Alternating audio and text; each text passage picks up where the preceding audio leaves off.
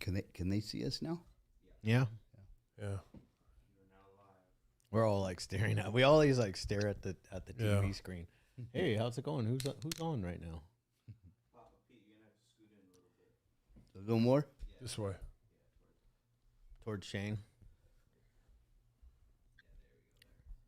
You call Papa Pete. That's your name on Instagram. That's your Instagram handle. My granddaughter gave me that. I found another Instagram that said pistol. Yeah, I took that one off. Oh, you did? Somebody hacked it. Oh, I accidentally tagged it this morning. I haven't used that in years. Oh man. Yeah, I can't. I forgot the password. I can't. Oh, that's funny. So same, bro. Yeah. Yeah, that's called age. I've done that. I've done that before.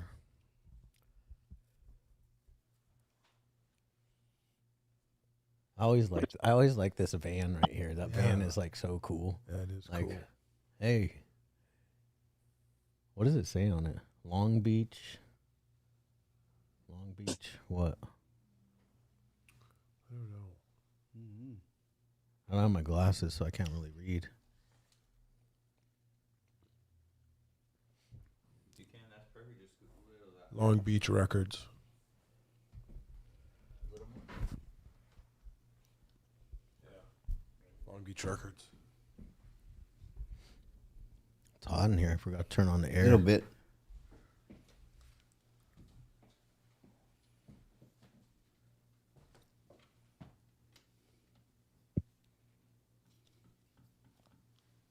I have 78 in here.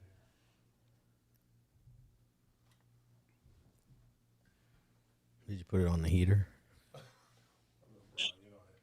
At home, I'm not allowed to touch these things. Yeah.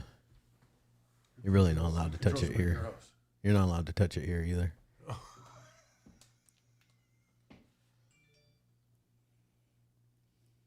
Allow participants. Look at all that. That's up on the screen. Does it say that on yours? Oh, it's supposed to show it. There you go. Yeah, I was trying to get Wow, it's light. It's light. It's light tonight. There we go. Shane gets so worried. We're always worried. We always get worried because I always want people to show up. You know, if they don't show up, I get upset. Very fucking upset. Shit. Hey, if nobody shows up, then we still got 3 people, right? Right? That's a meeting. That's a meeting. Yeah. That's all you need. Right? That's right. Most meetings start with just 2 people. 2 people. True. Right? Mm-hmm. Is everybody excited? I'm excited. Yeah. I'm excited to hear Pistol Pete. Does everybody know Pistol Pete? Other people know him as Pete H. Right? Mm-hmm. ask them to give you a thumbs up if you guys look good on their camera. Dude, I'm not gonna ask them that. How handsome does Chad look on the screen? Like the quality is good. How great is the light in here? That's not. Can That's you see any not what he, blemishes? Chad's turning not just a what he little said. bit red right I'm now. sweating. Yeah. Don't say that stuff. Can they hear us? Yeah, Crickets. they can hear us. Crickets. He was like, "Can you see all 3 of us? Can you guys see all 3 of us? Just the back of our heads. Give us like, yeah, okay, perfect. Thank you. All right. Well, welcome everybody to the Recover Out Loud meeting. This is obviously not an anonymous meeting. No. We like to recover out loud. We like to, let everybody know that. Yeah. Just let it roll. Yeah. Let it ride. Yep. Right? Balls out. Yep. Well, you know what I mean. Yeah. No Anyways, one's smiling. No one's smiling. All right. That didn't go over well. Shit. It was a little weird. Was it? Yeah. Not for me. little, Not for me. little creepy. I had fun. I had fun. Anyways, Pete, Pete. we got Pistol Pete here Yeah. tonight. He's gonna tell his story. Yeah, how he got his nickname.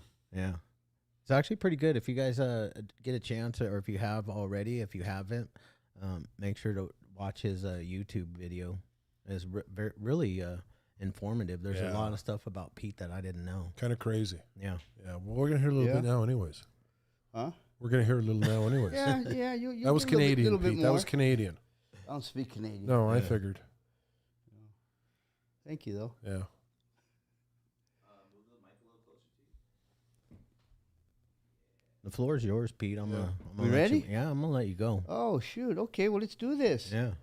Okay, so first and foremost, I want to thank the God of my understanding for another day of sobriety.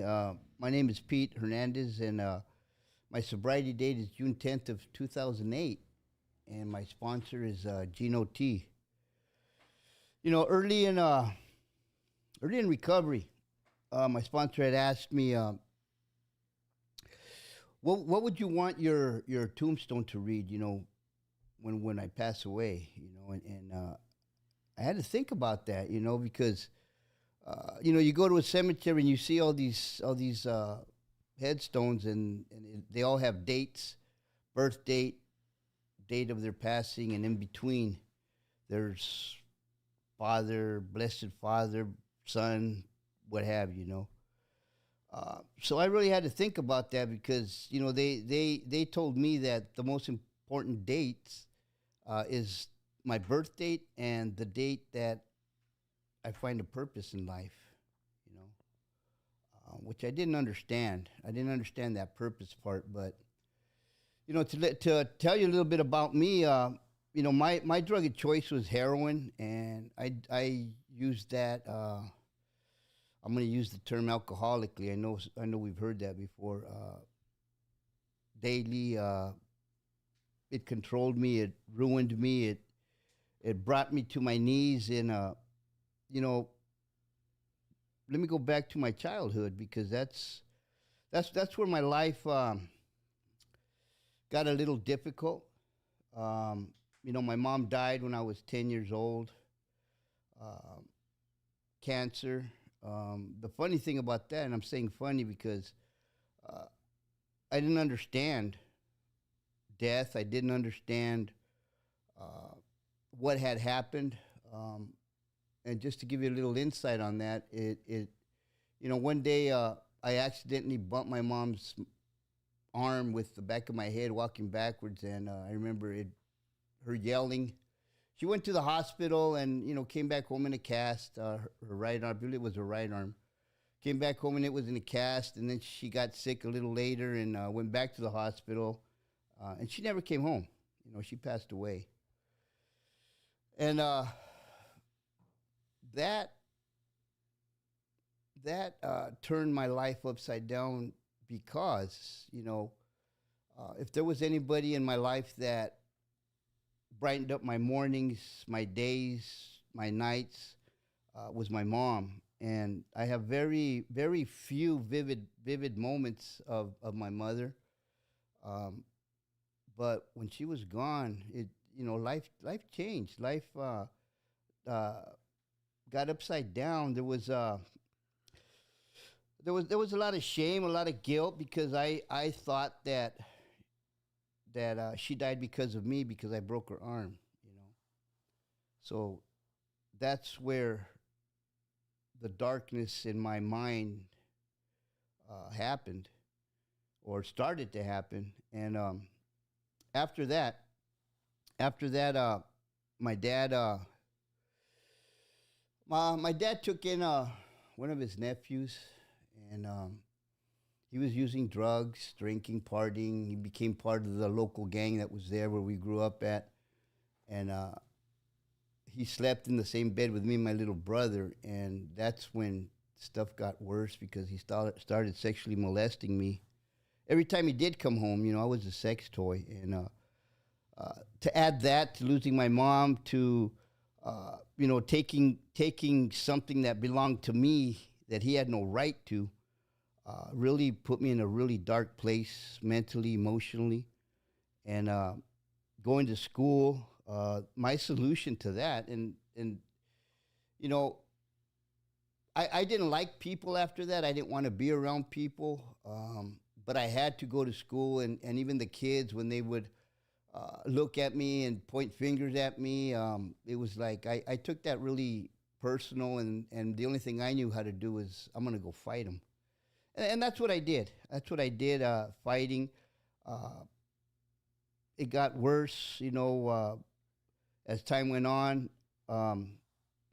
Except for one time I let this somebody that I grew up with. I'm not gonna say his name, but he's still one of my best friends. And went to his house. His dad had a lot of boxing equipment. Um, he started to train me how to box, which put me in a position where I became really good with my fists. And that was a bad thing because then I got in a lot of trouble in high school and what have you. Um, but here's the thing: is that before before I went to high school, 7th grade, what did we call it back then, Chad? Junior high. Junior high. Before in junior high school, 7th grade, there was like about 4 guys that I had allowed into my world, and they became my friends. And one of them stood up and he said, "Hey, man, let's start a gang." So we all looked at each other and we said, "Yeah, all right, let's do this." So we jumped each other in, and we started this gang. It's West Side La Habra. So now you know where I grew up at, in La Habra, Orange County. And that gang is still active right now. They're still out there doing what they do. But I'm not going to stay too focused on the way it was, because the way it was bad. The gangs came into play. The partying came into play. I started experimenting with just about any type of drug you could imagine. I didn't want to go home. My dad,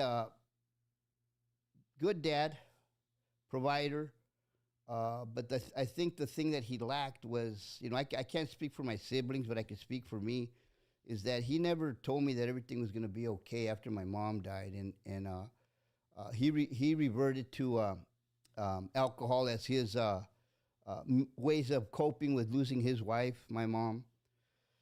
So we started this gang, and obviously, getting involved with the gang and doing the things that we do as gang members, protecting our turf, selling dope, partying, staying up all night. That to me, that was something that helped me escape from reality. And that went on for a while, until let me see, 1976, I believe, was when I first got arrested, and I went to juvenile hall. So I got a taste of juvenile hall. I got a taste of being incarcerated, and being from a gang and going to juvenile hall. If you didn't know how to fight, you're gonna learn how to fight. So that's what happened at I think I was 15 or 16 years old. But then I graduated from there, got into more trouble with the gangs, drive-by shootings, what have you. And next thing you know is the drug scene became something that helped me to cope, helped me to deal with my feelings, my thoughts, and my emotions, right? So that eventually ended up in me going to prison, and that was a whole different lifestyle in itself, apart from the gangs, apart from the drug scene, because now I had committed my life to this group of, I'm going to say it this way, to a prison gang. Okay, I had committed my life to a prison gang, that I would serve them, that I would do whatever it took to please them, to provide for them, to make sure that my prison sentences were smooth sailing and not get in trouble or get stabbed by them, right? So long story short is that criminal career turned into about 35 years, in and out, in and out, in and out, in and out. I think the longest time I've ever stood out from the late 70s into the 80s, into the 90s, and into the 2000s. I think the longest I ever stood out was maybe 6 months, and that was because I was running from parole. Very rarely did I ever go to the parole office, man. I've always told them, man, you know what, go get yourself some brand new tennies, tie them tight, because you're gonna have to catch me. And they did. Eventually, they did. Right.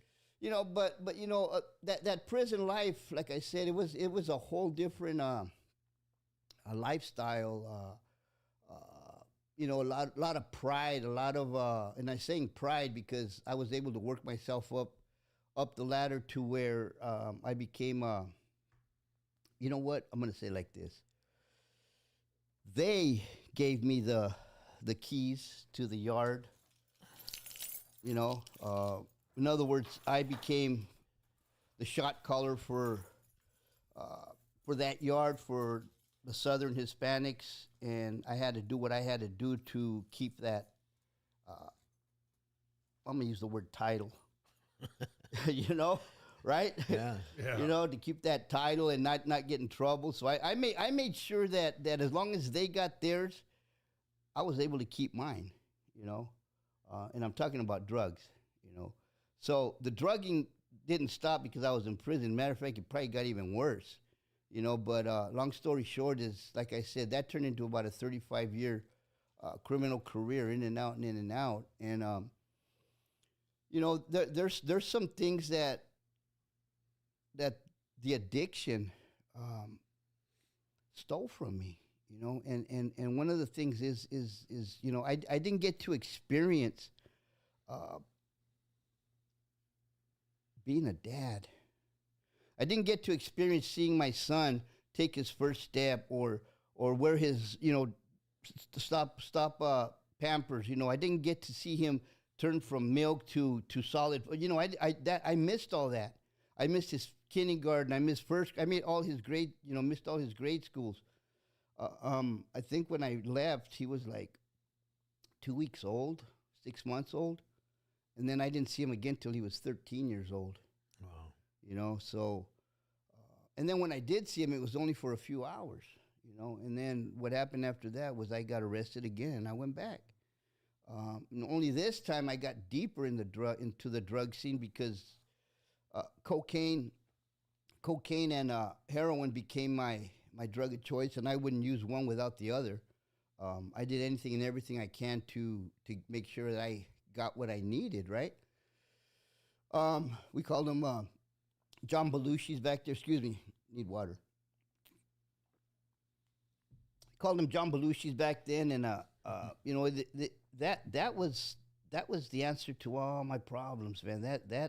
That made me feel powerful. It made me feel like I didn't need anybody. Why? Because everybody was coming to me to buy it. I became a person that sold it, and you know, I was one of those dope fiends, and I'm saying dope fiend, right? Because I was addicted. That I had a pair of shoes for every day of the week, you know, clean, and that, and being homeless on top of that, right? But let's go back to prison. A lot of things that I'm not proud of that I had to do in there to prove my loyalty to this prison gang, and it got to the point in my life where that wasn't working anymore. I got tired of it. You know, I even forgot my son's birthdays, my family's birthdays. You know, my dad, he even, I wasn't even allowed in his home, to come back to his home because of the lifestyle that I've lived. I wasn't wanted. I wasn't welcome, and I took that as, all right, well, whatever, dude. You know, I'm gonna do what I want to do, and I did. My life was,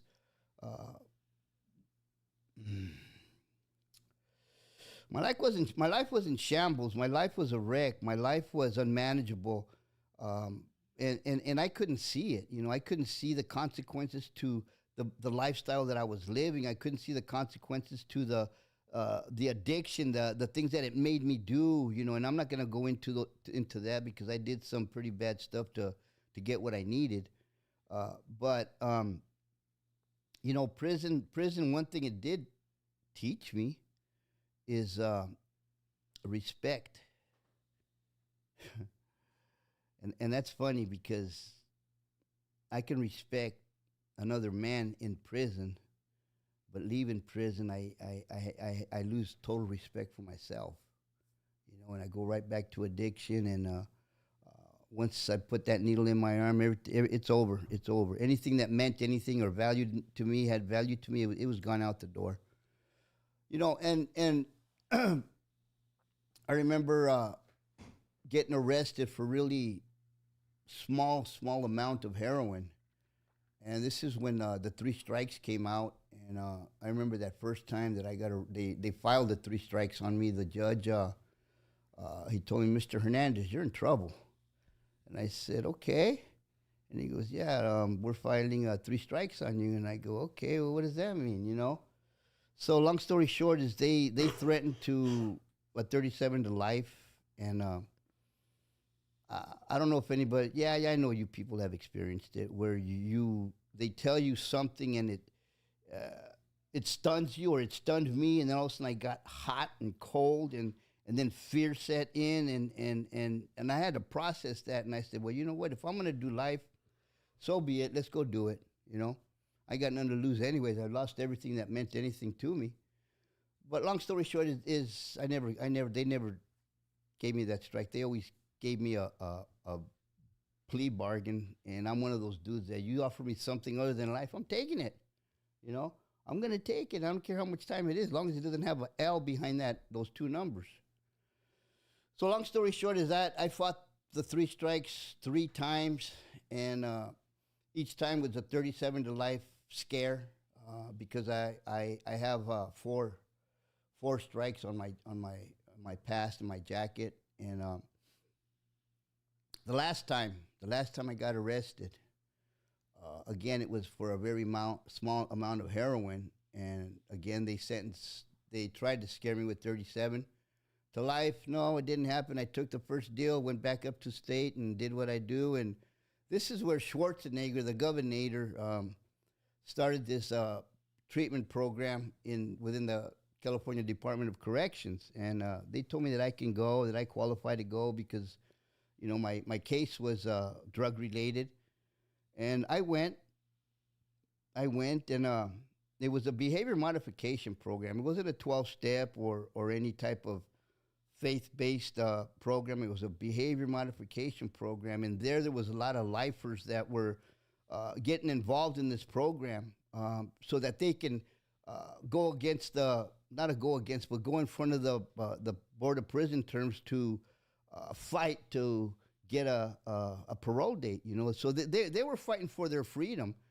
And here I am, you know, I got a date to go home, and I gave it a try because I did see a lot of these men being released, you know. So I said, you know what, I'm going to give this a try. I'm going to jump in all the way. So next thing you know is I enrolled into the nearby community college, and I took this course. It was a Christian substance abuse counselor program, you know. Why Christian, I don't know. I wasn't Christian at the time, but I did it anyway.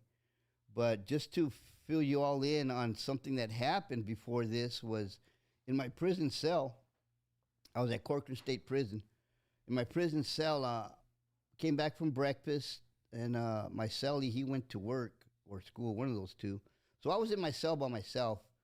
And, you know, for those of you who have a hard time with this spiritual program with the name God, which is God or higher power, I had a problem with those. But something happened in my cell where there was nobody in my cell, and I was looking out of the door, and I blacked out, and I heard a voice, and clear as daylight, you know, and it said, I can't do this anymore. Then I woke up. And for whatever reason, I looked up and I laughed, and I pretty much addressed, you know, to this voice that I heard, and I got on my knees for the first time in my life, and I said a prayer. You know, this was an honest prayer that came from my heart, and I said, you know, if that's really you, you have to show me, and you're going to have to help me to make the rest of my prison sentence without getting in trouble, and prepare me for when I get out, I don't have to come back. Next thing you know is I'm enrolling into this community college, and I just felt it deep in my gut that that's what I had to do. Why, I don't know, but I knew I had to do it. So long story short, as I completed that, got my drug certificate, then I was able to make the rest of my prison sentence without getting in trouble. Here's where the addiction came into play, because once they called me for parole, waiting in R&R, and I was already dressed out in my parole clothes, and the thought came, you don't need to go, you know. You're going to be wasting your time, man. Just tell the sergeant that you don't want to go. So I did. I told the sergeant I don't want to go, and he goes, buddy, that's not the way it works, man. You're going, you know. So I said, what the heck, you know. So long story short is I got in the van, and you know, before that, they gave me an option of where I wanted to go in Orange County, because that's where I had to parole to. And then I saw this treatment program, which was called Mainstream in San Clemente. I said, you know what? I'm gonna go there. Why? Because there's nothing but don't take this wrong, guys. Okay, but don't take this wrong. Don't get offended. Don't get offended. Thank you. Yes. He's right. You know, I said I'm gonna go to San Clemente to this program there because there's nothing but white folks there. They're all surfers and they don't use heroin. Boy, was I wrong. You know. Boy, was I wrong. And so long story short, though, is I went there for one reason, and one reason only, was to learn how to not use again. And next thing you know is they told me that I had to go to Alcoholics Anonymous. And I said, dude, but I ain't no alcoholic, man. No, I'm not going to Alcoholics Anonymous. So then they said, okay, well, they have a Narcotics Anonymous meeting right across the street, right in Dana Point. So I started going to this meeting, and, you know, I started seeing some things that were making me uncomfortable. And what that was there was people loaded there. They were nodding. There was people in the parking lot selling dope. So I said, no, you know what? This ain't for me. I can do this at home. You know, but long story short is I eventually got a sponsor. Didn't know what that meant. Got a sponsor, started working the steps. Was able to go through all 12 steps with him. And, you know, he's oh, man. He's the father that I never had, and I'm saying the father that I never had because, like I said before, my dad never told me everything was going to be okay. He provided, he took care of us, make sure we were all okay, but he never was there emotionally. My sponsor, Gino, he took me by the hand, and he led me through these 12 steps, which helped me to understand powerless and my life unmanageable. That was easy. The life unmanageable was easy, but the powerless part, no, you don't, you know. It was hard for me to admit powerless, but I didn't understand it. Then you got step 2 and 3. Step 2 is came to believe that a power greater than myself can restore me to sanity. I didn't believe in that power greater than myself. Step 3, made a decision to turn my will and my life over to the care of God as I understand Him. You know what? I don't have a God, and I don't understand Him. You know, so those 2 steps were hard for me, but long story short is I was able to just do my best, take instruction from my sponsor, people that I've met in the 12-step fellowship. You know, then I enrolled in school. Actually, you know what? I didn't enroll in school, yes. I met somebody. I saw somebody at a Narcotics Anonymous meeting in Pines Park. 5 minutes. Okay, so long story short is I was able to, that certificate that I got from going to school in prison is the same certificate that got me hired here at Hope by the Sea, you know, and that was March 17th of 2010. So long story short, I went to school again at Saddleback, completed it, did my internship here, became a case manager here at Hope by the Sea, started sponsoring other men, you know, and right now I've been currently helping other men that are in prison who are lifers, and I provide them with NA books, whatever it is that they need, even guys that need transition homes. I got the resources there. So my life has changed for the best. Even today, you know, I am a Christian, a man of God, and I am a lead for our security team at Legacy Church. My wife and I, we counsel people there that need counseling, and we also place people in treatment, you know, that they don't have any funds or anything, any means to get help, you know. So long story short is my life has changed for the best. It's a life that I never thought I would have. I have an amazing career. I have an amazing wife. My son, I'm back in his life, and everything is just a lot better, and I owe it all to the 12-step fellowship. I owe it all to God first and foremost, and I'm very thankful, and I'm glad to be here tonight to share just this my experience, strength, and hope with y'all. And I thank Chad, Shane, Michelangelo for allowing me to be here tonight. So thank you. Thanks for sharing, Pete. Absolutely. I love that. I love your story. It's so like old school. That's where freaking heroin took us, right? Yeah. You know, and I don't know. Things are a little bit different today, but it is what it is, right? Mm-hmm. But for you, it took what it took. It took what it took. You know, and what's amazing to me is I never meant that Pete. I met you in 2010, Mm-hmm.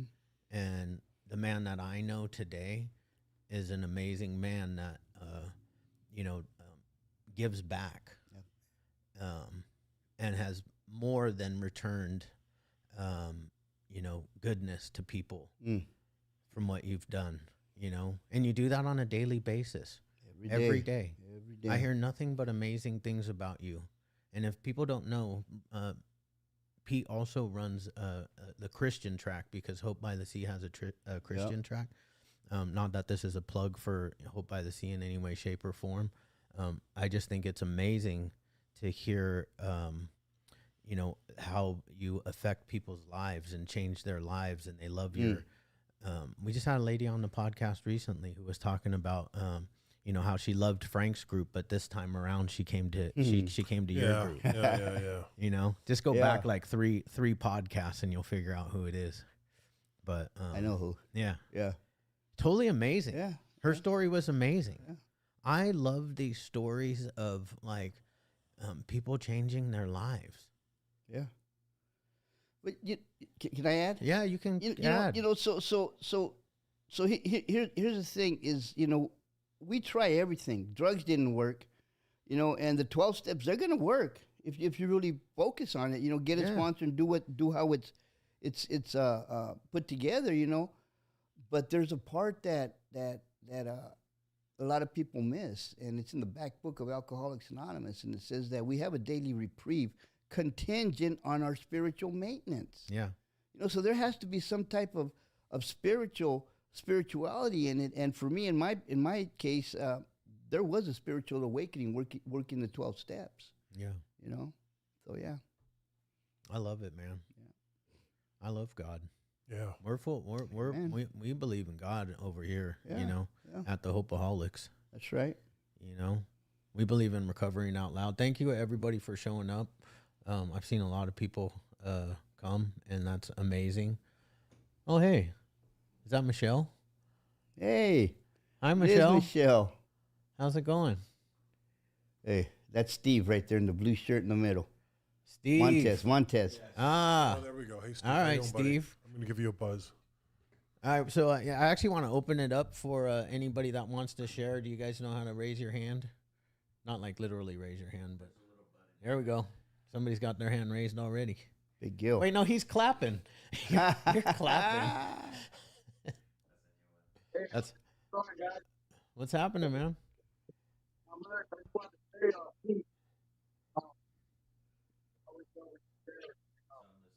Speak in your phone, bro. We're having a tough time hearing you. Yeah, you're breaking up. Can you a guys bit. hear me? Yeah, that's Yeah. better. Yeah, I always love when you share Pete, because it's not a story, it's a reality, right? It's a small world too. Like Pete even knows some people that I know. Yeah. And, it's to hear your story of that, like old school story like that. It just shows that that cycle is hard to break. You know, I was in the same cycle myself. 14 years old, I went to youth authority. I just stopped 3 times, like 3 years ago. You know, and it's a revolving door. It's just hard to get out of it. But with God, you know, He saves people from that destruction. When you find them at the moment you least expect, you know, and to know that the addicts and alcoholics, no matter what walk of life that you come from, you know, getting out is possible. You know, I also fought life without parole a few times, and here I am today, breathing and free, and I give it all to God, you know.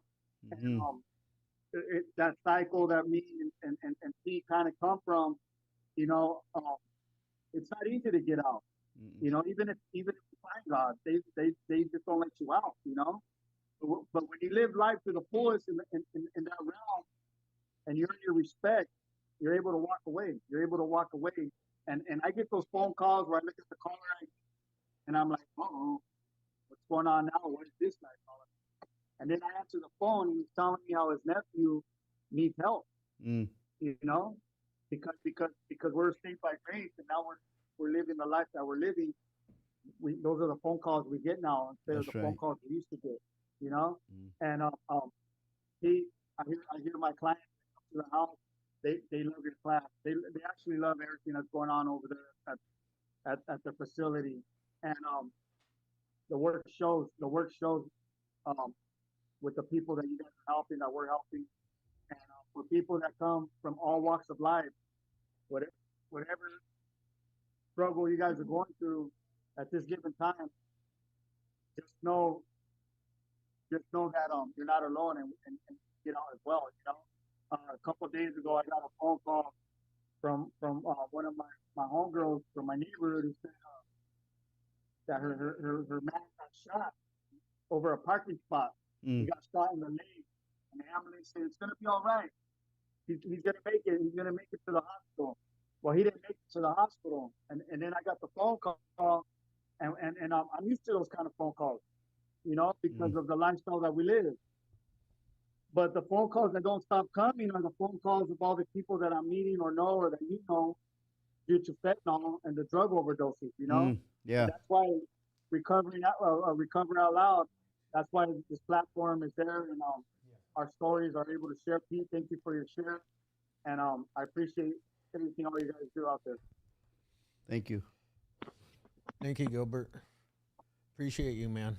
Showing up and participating in our meeting every week. We appreciate everybody that shows up and participates every week, man. This isn't just a movement. I mean, this isn't just a meeting. This is a movement. Mhm. I always say things backwards. This is a movement. Like we can no longer recover in silence.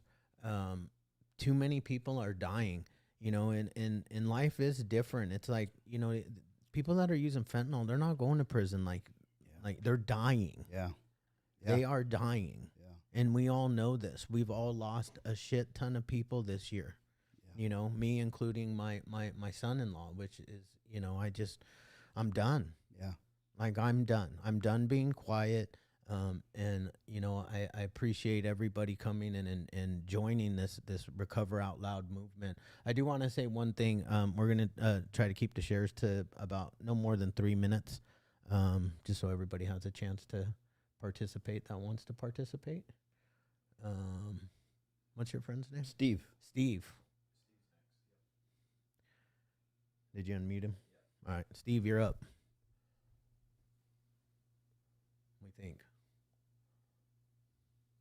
Can you hear me, Steve?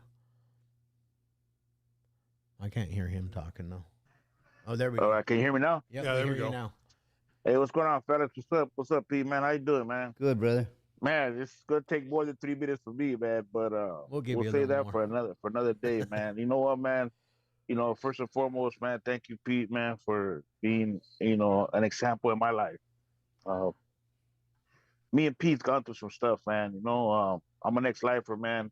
I did 27 years in prison. I've been home 4 years now, and I can't thank God enough for saving my life. You know, I'm a heroin addict, man, since I was 15 years old. You know, I shot heroin the whole time I was in prison. Even when I got ready to go to the board, man, I was still using. Um, my clean date is February the 2nd, 2019. It's also my release date. Mm. Because I shot dope all the way to the day that I came home. It's a trip though because I had this master plan that I was gonna parole with these 3 grams of heroin, and I was gonna slowly wean myself off. Mm. And that was the only lie. That was a disaster because as soon as I shot dope on the streets, I was gonna hit the gate. Hit the floor running. But today, man, my life is different, man. Today, man, I have a career. Mm, Today, I'm the face of Goodwill for reentry. that's right. I'm a career service specialist with Goodwill. I'm a proud member of Narcotics Anonymous. And yeah, we do recover out loud. Some people say Narcotics Anonymous is just that, anonymous. But today in time, man, we have to recover out loud to save the next addict that's suffering. Mm, Yep. Um, and that's what I do on a daily basis. Pete knows that, man. I, yeah. I write letters of support to the Board of Prison Terms. Who would have thought that an addict like me would be Mm, my name carries some weight in the Department of Corrections? come on now. I came home from prison, man. I didn't know what a job was, man. I never worked in my life, man. I took your money, ate your food, and slept on your bed and moved on, man. That's how my life was. Today I got my family back. Today I'm happily married to my childhood sweetheart, man. We That's got right. married December the 3rd. Mm, You know, my life has been great, man. Today I also help youth struggling with trauma, physical trauma, whatever case it may be. I support a lot of men in recovery, man. A lot of people call me, they want to go to treatment. I graciously help them, man, because that's what was taught to me. Um, I can't keep what I have if I didn't give it away. The story with me and Pete, man, is so unreal. But I knew that God put Pete in my life for a reason, man. I was in a treatment program. I was supposed to go to a transition housing for lifers. But when I went to my parole officer, I said, bro, I don't need transition. I need treatment. I'm an addict, bro. mm, And he said, do you know I could send you back? And I said, but you're not, man, because how many people come to you the day that they parole and tell you they need help? mm, I did. Um, I think the decision for me going to treatment was the best decision I made in my life. I suffered from a lot of health problems, and that's how I met Pete, man. It was crazy because I went to the hospital for treatment, um, and while I was in the emergency room, I met this guy that was he was giving me my breathing treatments, and he was talking about. I was sharing my story with him, and he was talking about a friend of his that did a lot of time in prison, right? And this man happened to be Pete, mm, and come to do some talking with Pete on the phone and getting to meet Pete. I didn't meet Pete personally until my mother passed. Right, mm. that's another story in itself. And it comes out that me and Pete were walking the same yard together in Calipatria back in the early in the 90s, Yeah, man. yeah. And that was a trip, and Pete, man, to this day, every morning without fail, he sends me the just for today. That's right. And that's how I start my morning, with the just for today. And I share it every morning with everybody that I mentor. I mentor a lot of parolees, a lot of lifers that are in my life today that I mentor that are doing really great. I helped I helped Pete reached out to me for one of his nephews, man. I helped, man. We got him going, man. We got him into a transition housing, man. And these are the stuff that we do, that we freely give back what was given to us. I do a lot of speaking in different places, man, but I try to sit in the background because I'm not one of the ones to um, sit there and say, well, I helped that dude, or I did this and I did that, because that's not what my life is today. I think the hardest thing that I had to go through when I came home from prison was losing my mother in treatment, you know? Mm, Um, but Pete was there for me, man. Um, Pete helped me keep it together. Um, I didn't know what to do. I wanted to get loaded because that's what we do as addicts, man. We go to the next thing we know, man, and that's to get loaded and numb our pain. But it wasn't going to bring her back. And I know she walks with me every day, man. I became a case manager for ex-lifers, and that's a trip because I was the case manager for the same guys that I was in prison with. I was a case manager for my crime partner. I was a mm, case manager for a lot of Sallys that I had. I was a case manager for my cousin, man. But at that time, man, I was still getting my feet wet in case management, man. Um, and I moved on, man. I went back to Goodwill where I first got my start, and I became a career service specialist. And now I provide job training, job searches, and I became the face of Goodwill for formerly Justice Involved, as we call it today. Um, I, I'm I do a lot. Like I said, I do a lot of speaking, man, and I share with these guys, man, that we all have a sad story, man. It could be your excuse, or it could be your motivation. For me, it was my foundation, I love you that. know. Mm-hmm. And I also share with these guys, man, at the end of me speaking, man, like I let them know, man. Today, life is about choices, man. Today we got choices. Mm-hmm. You could walk the prison yard, you could walk in your front yard, or you could lay in the graveyard, man. It's your Mm. choice, man. You Ha. know, my choice is to keep it clean, man, and live a new way of life, without the use of drugs, man. Somebody told me um, that I forgot where I came from, you know, and I said, nah, bro, I didn't forget where I come from, man. I just don't live there no more, man. There you You go. know, and every day, man, I wake up, man, I thank God for another day clean from active addiction. And I ask God to help me be better than I was yesterday, because there's always room to be a better version of yourself today than you was yesterday, man. That's right. And that's how I live my life, man. I'm fucking grateful to be alive, man. I'm grateful to have the men I have in my life today. I got a sponsor, man, that just celebrated 36 years Mm. clean. He keeps me grounded, and he teaches me a lot every day, man. I learn from him every lot. Um, but I learn a lot from Pete, man, and we don't communicate as much.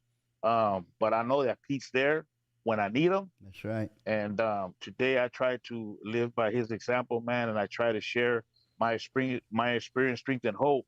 And sometimes we forget. Like when we go out there and we share our experience, strength, and hope, I try to share it in that order: the experiences of what I've been through, the strength to overcome the obstacles, and the Mm. hope that maybe you get my message. That's right. And that's how I live today. And today I'm blessed, man. Thank you, Pete, for inviting me, man. Thank you guys for having me share, man. My name is Steve, man. I'm a grateful recovering addict, man. There Thank you you go. guys, man. Thank you, Steve. Thanks, Steve. That's good stuff, man. Yeah. Like every day we wake up and we need to do our best to be the best version of ourselves. That's right. The only people we're in competition with is ourselves from yesterday. You know, it's the only person you really need to be in competition with.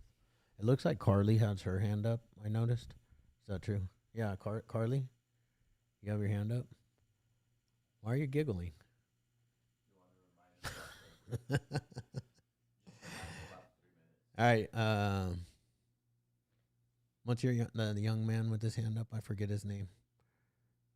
We had you on last week. How's it going, guys? Hey, how's it going, man? Pretty good. I just wanted to say that you guys sharing your testimonies from back in the day and coming out of prison and being in prison with facing the circumstances you did is kind of hits home a little bit. And for me personally, when I got into drugs when I was about I was like 30 when I got into drugs. I smoked weed probably for like a year in my early 20s, and then I stopped. And then I met a girl and I started dating her. And then about a year into our relationship, I can't even remember how it came up, but she told me that she was a dealer. So I'd been with her for a year already, and I loved her. And so I was okay with it, that lifestyle at the time. And I thank God that I've never been in jail because of drugs. And that in itself is a godsend. I've always done drugs and been with my girlfriend at the time at home. And I just kind of wanted to share a little bit of how even getting on heroin in the first place, because we started with cocaine, and that was my drug of choice at the time.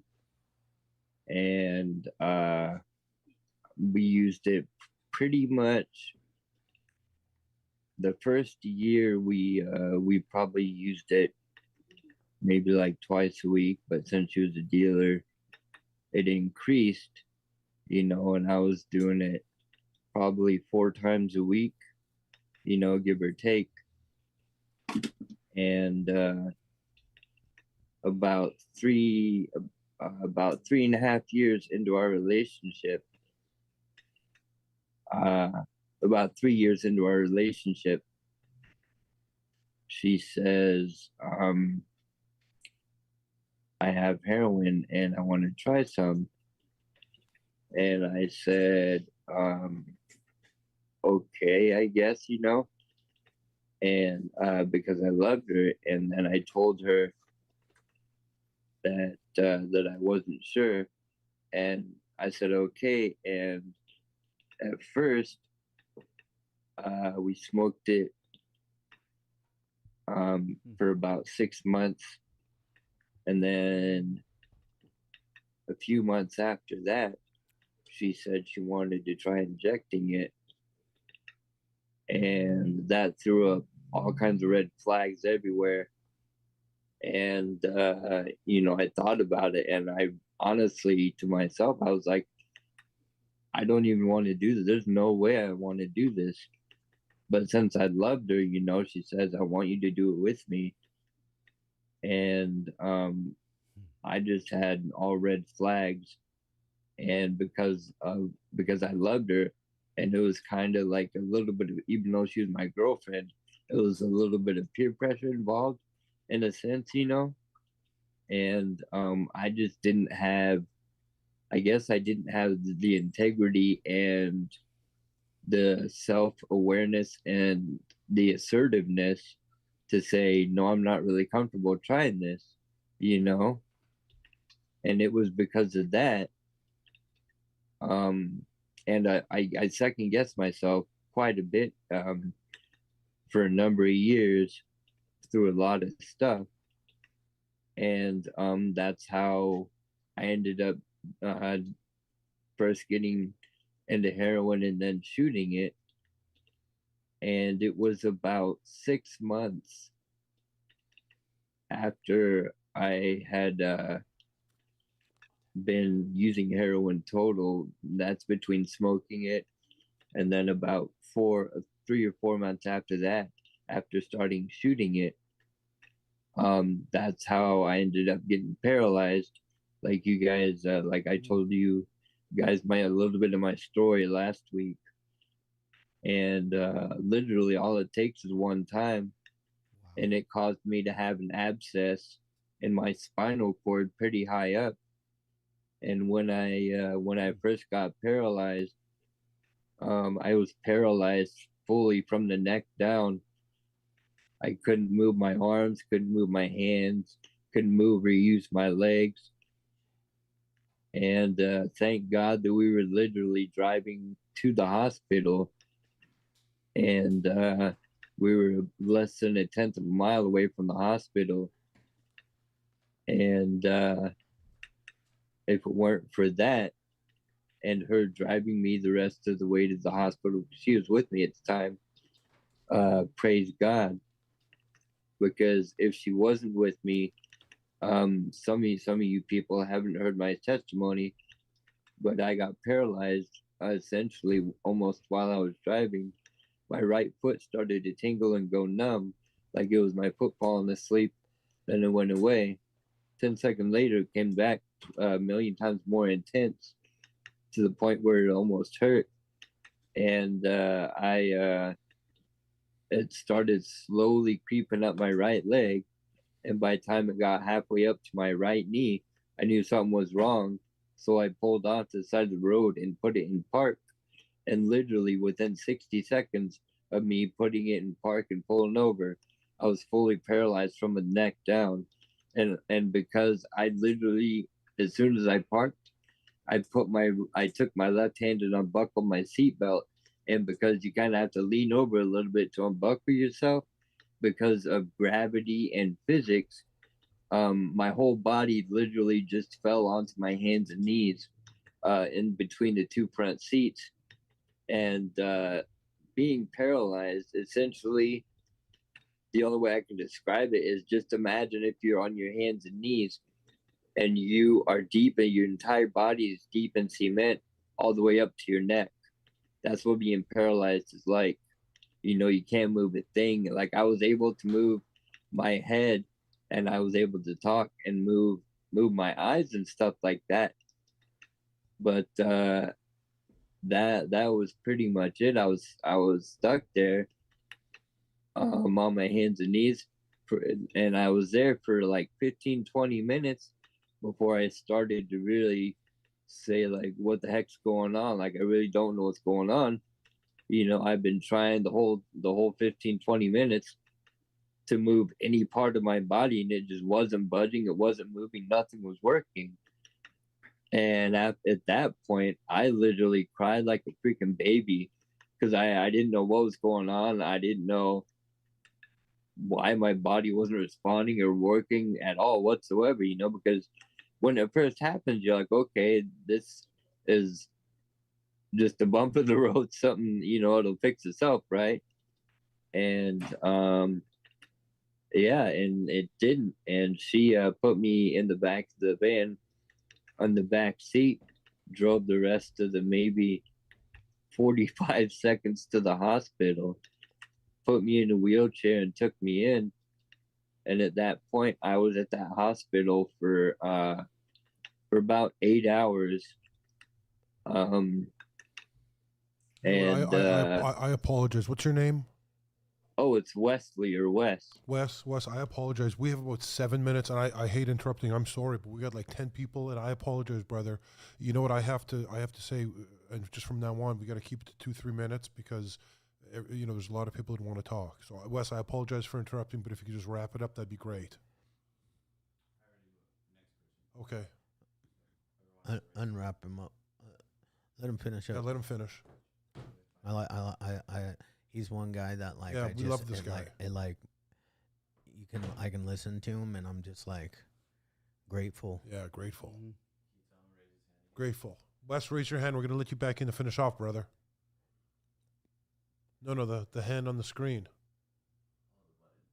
There you go. Thank you. Yeah, just wrap it up and a lot of hope. This guy. Yeah. Sadness.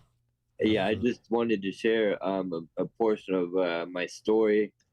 And guys, if you or someone you know is offered drugs or anything like that, and you're really not comfortable with it, go with your gut and don't be afraid to say, hey, I'm not sure I want to try that, or no, thank you.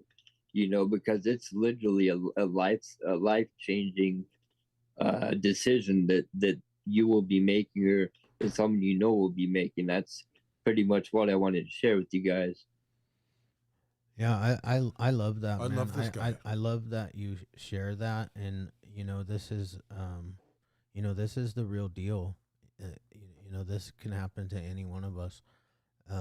You know, at any time.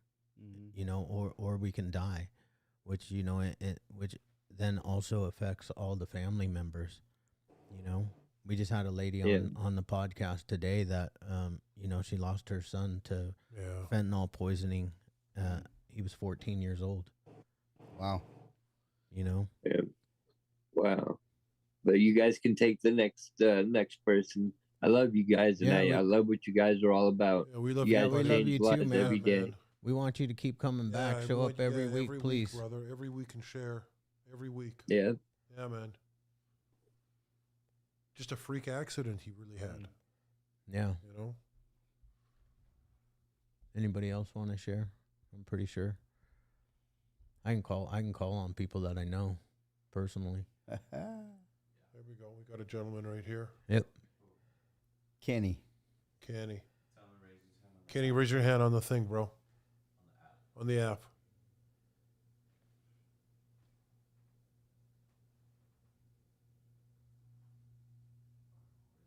Do you have to raise your hand to unmute him? I don't know his. Oh, right here, Kenny.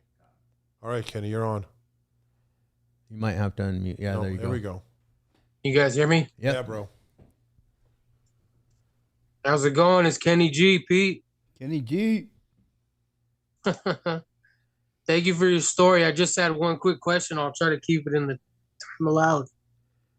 You mentioned that you had a little bit of a time where you were questioning your higher power when it came to the 12 steps.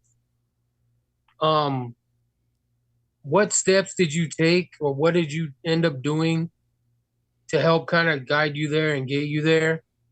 Was it a certain prayer? Was it a certain step? Or I just want to know if I can have some guidance on finding that for myself too.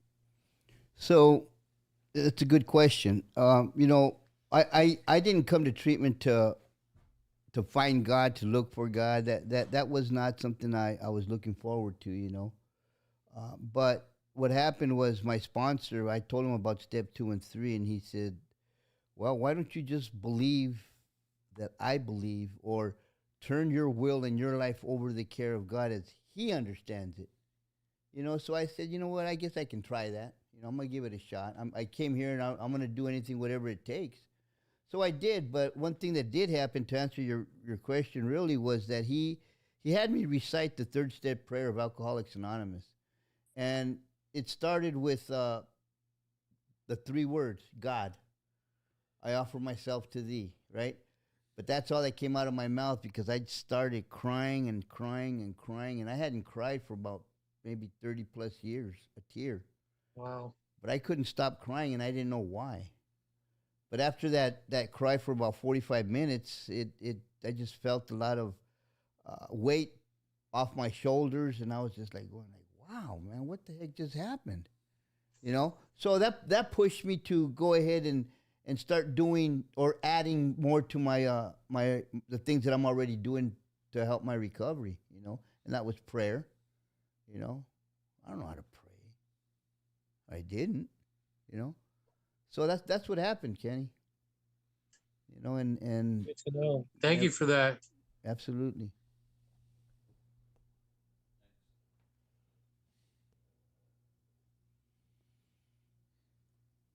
Who's up next? Oh, Michelle. Uh-oh. You are live, Michelle. I think I figured it out. I was spending a lot of time. I didn't see any option to raise my hand. That's what I was looking for. We have no idea, because we have the tech guy over there. No worries. Well, I just want to say hi to all my old Hope family. It's nice to see what you're doing out here. Yeah. It's really cool. I have a place to vent a little bit, and hopefully maybe a mom like me and who was an addict her adult life and struggling with a child. I feel like this is a real good support for me, just to hear how different the game has changed and how much more deadly. Not that it's less deadly in our circumstances, but it sure is quicker now for the kids. Yeah. I worry that they don't have deadly. a chance to hit a bottom, because the bottom is death, where at least I had an option for a bottom. Yeah, we were talking about that earlier. Yeah.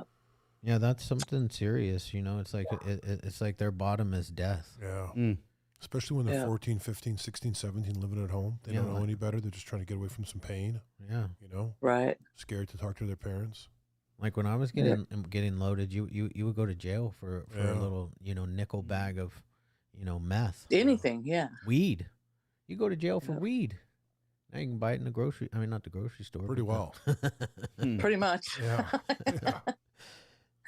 Well, I just wanted to say hi to everyone and just check in and say thank you for Hope Family and my experiences there. It was good to see what you're doing, Chad. Yeah, thank you. It's cool. nice to have you on the meeting. Make sure you come back every week and bring a friend. That's what we tell everybody. Yeah, bring a friend. Bring a friend.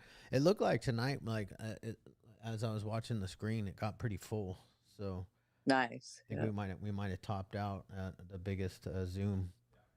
I like the people that come on Zoom, because we're also streamed live on YouTube, but the YouTube people can't participate in the meeting. So I like everybody. Well, I'm glad I picked a Zoom. Yeah, I like everybody that comes in and onto the Zoom and participates, and Like really, that's how we really recover out loud. And you know, fuck fentanyl. I got a fuck fentanyl shirt on tonight. It's the same one I was wearing. Did you guys see that? Goofy? We don't have to worry about whether we're alcoholic or an addict. Yeah, it doesn't matter here. We're not going to get mad at me. No. You can't. You could say sober. You could say clean. You could whatever you want to say. You could speak the narcotics. I like this. I like this. I'm glad. The I'm glad NA you're language, doing this. the AA language. I don't care. You could. Right. You could. Because I think a lot of us have a few combination of all of them is what's been my success. I grew up in Alcoholics Anonymous because my dad was an alcoholic. Right.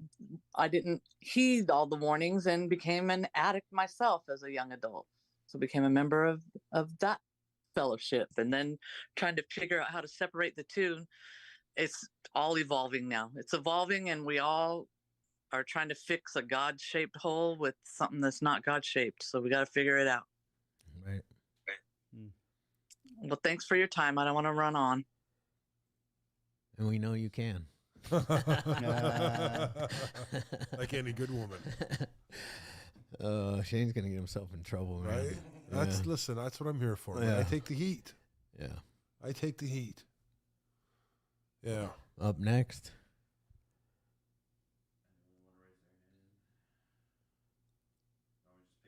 Yeah. Let's see what happens. Oh, there we go. That's who I would have picked. Live it through grace. She's probably gonna be mad at us. Live it through grace. Hi. Hi. Hi. I'm not. What?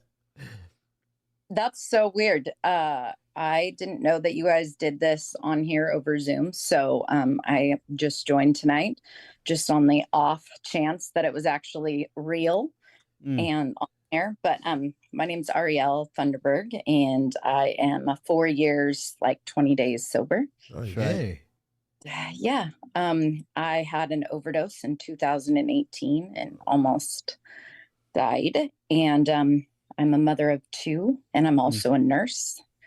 And the stigma behind addiction is sad. And no one wants to talk about it, and nobody wants to admit it. And there's so much shame and guilt that people are dying, and they're too scared to ask for help in the hospitals, in the and everywhere, really. And it affects everybody's life. So I just want to give hope to anybody out there that 4 years ago, I almost died. My husband was 2 weeks away from leaving me. I had no idea. And yesterday, I got to pin him. He is now a Shasta County sheriff. He switched from nursing in the nursing world as well into the Shasta County Sheriff's Department, and was away for 6 months, and he could not have done that without my sobriety. And I'm going to tell you that I white knuckled sobriety probably the first year, and then I found Jesus. Amen. And I started to read my Bible every day, not legalistically, just read it and let it read me. And I'm telling you, it was the most simple thing that I've ever done in my whole entire life. I didn't have to change myself. I didn't have to try not to. Little things just started to drop off. I got off Suboxone last year, which was probably detoxing from the detox drug was awful. I will never, ever be a proponent of Suboxone for more than 7 to 28 days. I was on it for 3 years. My counselor and my doctor left me on it for 3 years. I thought I was dying when I got off of it. But I am now sober and off Suboxone and off of meth and off of cocaine and off of Oxy and smoking cigarettes and vaping. And now I get to stay at home with my children and be alive. And I don't know if the guy's still on here that was asking how you get to know your higher power and how you get to where that he fills that gap. And I'm telling you, pick up your Bible, grab a Bible, even if you don't understand it. Start in Psalms, start in Proverbs. There's some really juicy stories in the Old Testament that will have you cracking up and know that God is a humorous God. But just do it every day, more than 4 days a week. because anything less, there's scientific studies that show that it doesn't change. But 4 days or more, and it shows neural pathways in your brain starting to change, behaviors starting to change, significant behaviors starting to change. Alcoholism down 55%, sharing about Jesus up 244%, 35% less lonely. There's just some really good statistics with it, and it's because it's alive and active. So anyway, Just that's add all I God. had. Good job. Just add God. I like this lady. Yeah. Mm-hmm. And you know what? I really enjoyed your share. Thank you for sharing. You know, because this isn't just a 12-step meeting. It's not a 12-step meeting. It can be. You can talk about the steps in here. You can talk about Jesus. You can talk about. You can be Jewish and talk about God. Huh? If y'all don't know, I always pick on Shane because he is Jewish. Yes. So, Full time. yeah. Full time. I grew up Seventh-day Adventist. If Yeah, any you of you did. have heard of that, it's the Christian version of the Jewish religion. Yeah. Yeah. Well, anyways, we really are stoked with everybody that showed up. Thanks for showing up again. If there's anything Is this that lady waving right here? did you want to share? Yeah, she's Yeah. right Yeah, there. that's Jennifer. Oh, hey, Jennifer. Yeah, Jennifer. Okay, you're on. Thank you for having this meeting. Yes, I had texted Chad just before and said, "Where's the link? I can't find it." So thank you for responding to me. I had wanted to let you know that today I am 115 days sober, and it is by the grace of God that I get to celebrate yet another day. That's so right. That's nice. my beginning of my current life started at Hope by the Sea, and I couldn't be happier than that. So thank you so much. Wow. Thank That's you. so nice. You know, It just really her tone, is. bro. No, I remember. You know her? well. Oh yeah. Yeah. That's Yeah. cool. I know her well. That's good stuff. Thank you for showing up. Thanks for coming. Yeah. Let anybody know that you know. This is a movement. Yeah. It's a worldwide thing. We're trying to create change. This is about us recovering and healing together. Family members. Like I said, we had a lady on the podcast today. 300 people are dying every day from fentanyl. 300 people are dying. So It's while we've been crazy. on this meeting. You can do the math, but that's one person every 5 minutes. Yeah. Wow. It's really shitty. That's like, and I just so you guys can, I can put it into perspective. That's an airplane going down every single day. Not a small airplane, the large airplanes. Yeah, the double-deckers. The double-decker airplanes going down every single day. What do you guys think the government would do if an airplane went down 3 days in a row? That'd be 900 people, right? What do you think they would do? They would shut down air travel. But yet 300 people are dying. And it's not people like me. It's not dope fiends like Pete. This is like, your high school kids that are That's right. that are trying drugs for the first time. Yeah. I think that the lady told us a statistic. 18 to 40. What was it? It was 14. No, 18 to. Oh, you're right. 18 to. So fentanyl is the you're right. number one cause of death. 18 to 46. 18 to 46 year olds. It's insanity. Yeah. That's from the CDC. So, wow. That's why this is a movement. That's why this is so powerful. That's why we're doing this. That's why this podcast exists. We got a lot of other cool shit that we want you guys all to be involved in. We got a little thing called Sober Legacy that will that we'll tell you about. We got Jenny has her Jenny's Sober Lifestyle podcast that you guys need to check out. Will be coming soon. We just got all kinds of stuff, man, that we're gonna be doing, and we're doing it all together. And we invite you all to join with us. And we're trying to create a following. And when I say a following, I mean people standing side by side, just like we do in the rooms, right? We stand side by side so we can force change at the highest level. They don't realize that addicts and alcoholics can come together, and we don't give two shits about your political views, your religion, your race, your gender, your sexual orientation. We don't care about any of that. We can all come together. It's actually a tradition in the 12-step rooms, you know, and we can come together for a common cause to heal. That's Yeah. right. And to change, man. We need to force, you know, and I know that like the typical 12-step program doesn't have any political, they don't go out, but I do. I'm going out and I'm forcing change. And that's what this movement is about. So I thank you guys for thank you all for participating in this recovery journey with us in this meeting. And Meeting.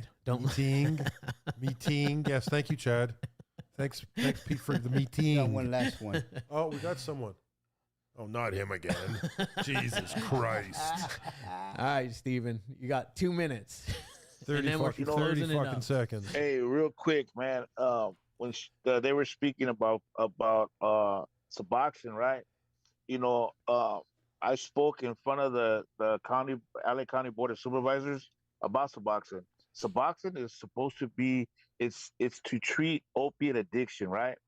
But CDC, Department of Corrections, is not giving our men and women a chance at all because they're prescribing Suboxone for a dirty test for marijuana, for meth use. Yeah. They're just giving it to you and putting you in this MAP program, and they're giving you these high doses, and you don't have a chance. You come home and you're strung out, and once that prescription wears out, or you don't have a counselor that's paying attention. You're taking these little films and you're abusing it, and where do you go from there after doing all this time in prison?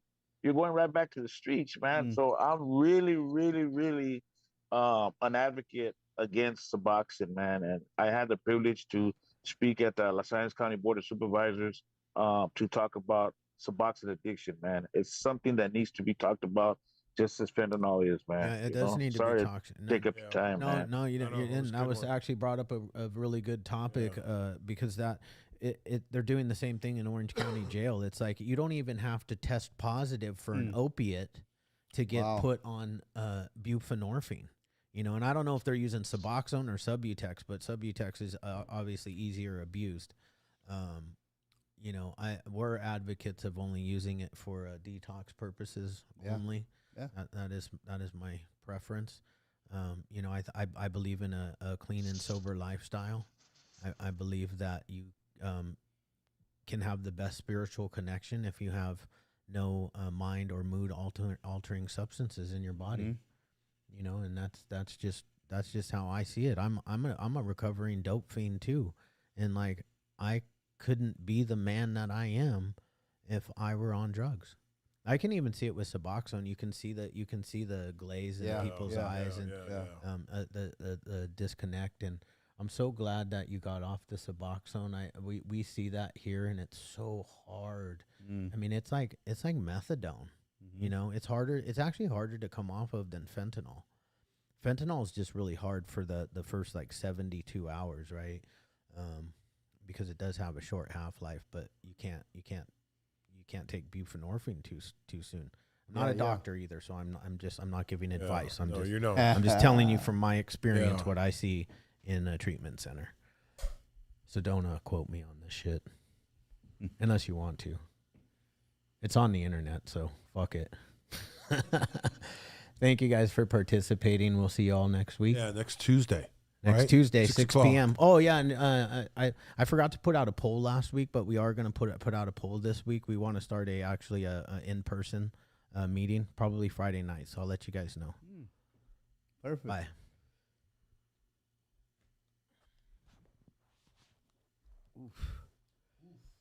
My wife was on there.